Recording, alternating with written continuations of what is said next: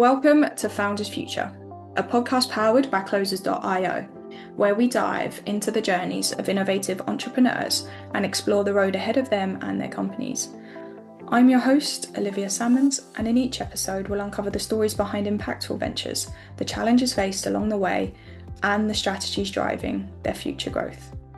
Today, I'm very excited to be joined by John Klein, founder of Online Brand Growth. John will be sharing more about his founding journey and giving us a glimpse into plans for future growth. John, welcome to Founders Future. Thank you so much for joining me here today. Olivia, thanks for having me. I'm excited to be here and chat with you. As am I, and it's a pleasure to have you here, so thank you so much again for joining me. And now, John, with all of my guests, I do actually like to start at the beginning of their journey. So if you don't mind briefly taking me back to what it was you were doing before you started Online Brand Growth, and then from there, what was the motivation behind it? Yeah, so sort of the impetus behind starting Online Brand Growth. I had the opportunity to start my own brand all the way back in 2012. It's a skincare brand that we still operate today. And through the process of learning how to grow my own brand on Amazon, which was kind of like our primary channel, figured out the best tactics and strategies to achieve that, and then had the opportunity to kind of scale horizontally and take on some more consulting clients who we can help do the same thing.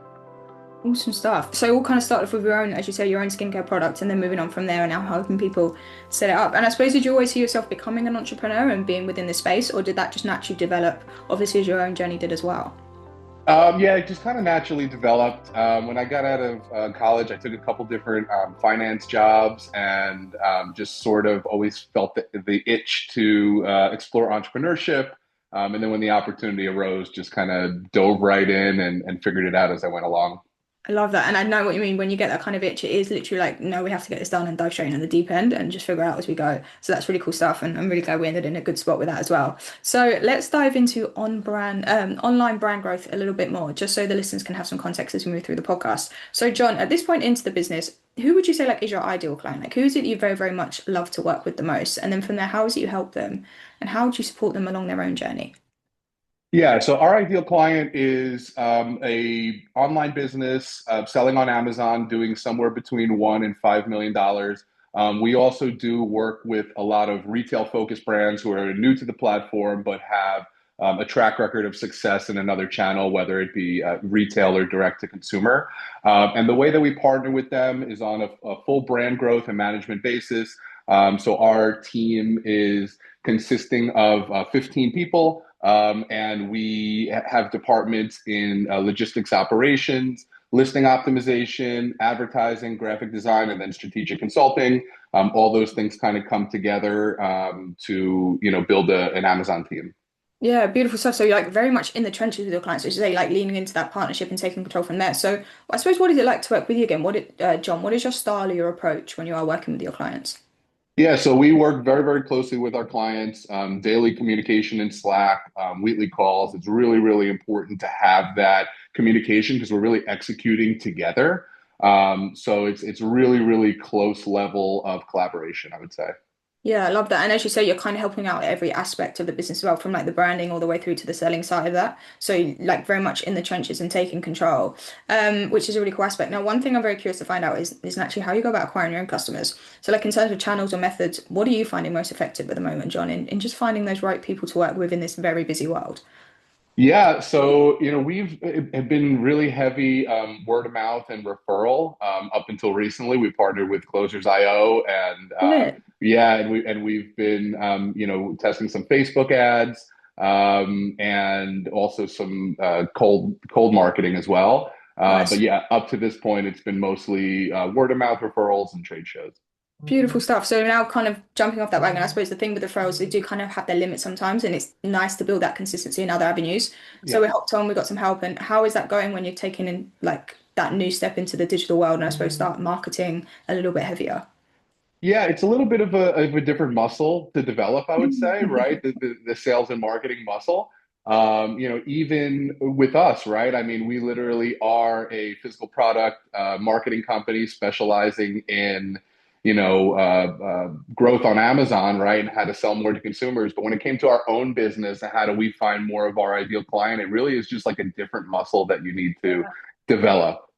No, it is so hard, especially I feel like obviously there's differences within the niche, like when you're selling more of like a service, like a consultancy, and then obviously a product, you will Yeah. know way more about setting up a product shop to sell than you can yourself. But even just a lot of the founders and CEOs that I speak to, it's very hard to get their own thoughts and like messaging out of themselves that will actually hit and resonate with other people. It's sometimes Yeah. like a fresh look from the outside that can really pull that out of you as well. So I love the fact that we're kind of like muddling through it and getting it along. And I suppose you said you had a small team that are within the company as well. So what does that dynamic look like? Like who is helping John out cover some of the hats that you have to wear as a founder? Yeah, so I mentioned before that's kind of like the execution team, right, to make sure that we get good results for our clients. But now we are starting to develop a little bit of a growth team. So we have a content person and a PR person and myself. Sick. Nice. So the team's growing as the company grows as well. And as with all that being said, like I suppose what are your visions or your ambitions for the company moving forward? When you think of maybe the next 6 to 12 months ahead, what are those goals or those targets that you're looking forward to achieving? Yeah, well, we're careful not to grow too quickly because we want to maintain a really high level of quality. Cool. I Love that. think we would like to get to 50 brands under management. Right now, we're at about 12.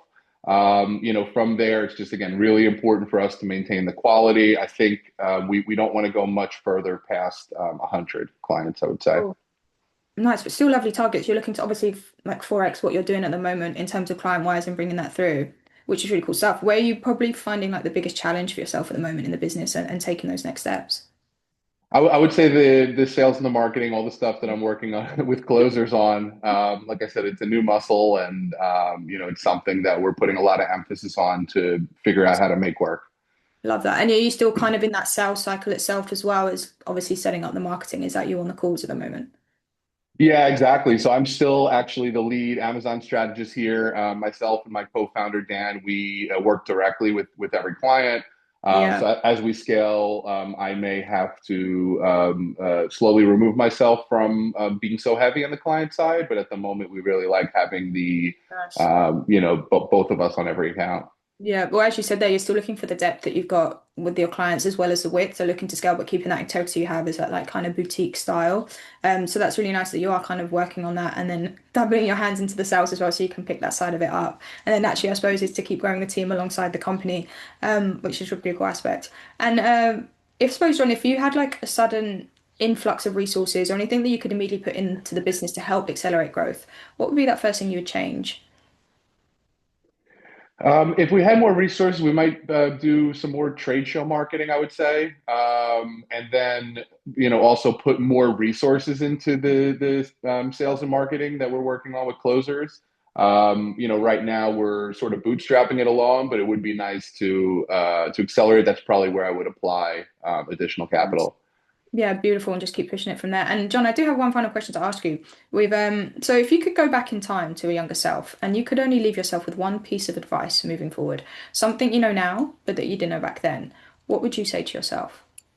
That's a tough question. I would say to myself that entrepreneurship is, the biggest challenge and the biggest reward that you'll ever have in your life. And just remember, during the tough times that it's all part of the journey and just to keep going. I love that. And it's so true. And John, thank you so much for joining me today for your sharing your incredible journey and insight with us. Where can our listeners reach out best to work with you or connect with you if they would like to do so? Yeah, so you could find me on LinkedIn, or you could find me on our website, www.onlinebrandgrowth.com, and just use the contact form to find me there. Beautiful stuff. And thank you again, John. I really appreciate your time today. And to our listeners, if you enjoyed today's episode, please be sure to go and check out John Klein, as he just said, Jon Klein. Drop him a message on Instagram, on LinkedIn, or please check out the website. I'm sure he'd love to hear from everybody. And do not forget to subscribe to Founders Future via wherever you listen to your favorite podcasts. And if you are a business owner, specifically a coach, consultant, or agency owner, and you're really looking to scale your business and you want to enhance your sales and marketing efforts, visit closers.io to hop on a call with one of our team and discover how we went from zero to $30 million per year in less than 3 years. But until then, keep on climbing, and we will see you on the next one.